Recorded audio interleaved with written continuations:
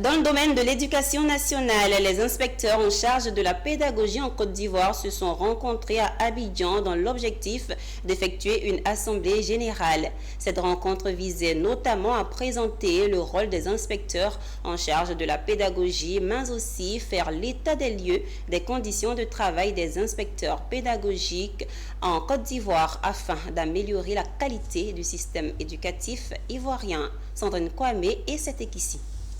Ces représentants des antennes de la pédagogie et de la formation continue ont répondu présents à cette première assemblée générale des inspecteurs pédagogiques en Côte d'Ivoire. Maillon essentiel dans l'apprentissage du système éducatif, ils ont à l'occasion de cette rencontre présenté le rôle de l'inspecteur pédagogique. Ils ont également fait l'état des lieux des conditions de travail des inspecteurs et ont émis deux vœux, dont celui de l'uniformisation de leurs fonctions dans les antennes et l'attribution effective des indemnités de fonction pour garantir une école de qualité. Il faut dire qu'en tant que président du comité d'organisation de cette Assemblée générale, les grandes lignes sont d'abord de faire la présentation de l'état des lieux.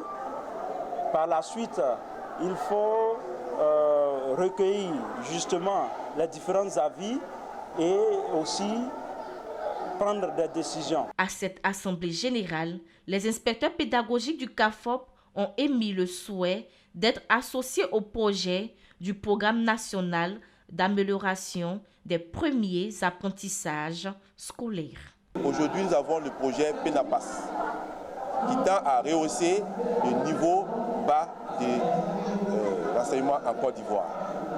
Mais nous, les inspecteurs pédagogiques, nous n'avons pas été associés. Il faudrait que nous soyons associés pour pouvoir apporter notre pierre à l'édifice pour participer au développement de l'école ivoirienne. Cette cinquantaine d'inspecteurs pédagogiques venus de différentes régions représentent ici 500 inspecteurs pédagogiques du préscolaire et primaire, des centres d'animation et de formation pédagogique CAFOP et de l'enseignement secondaire.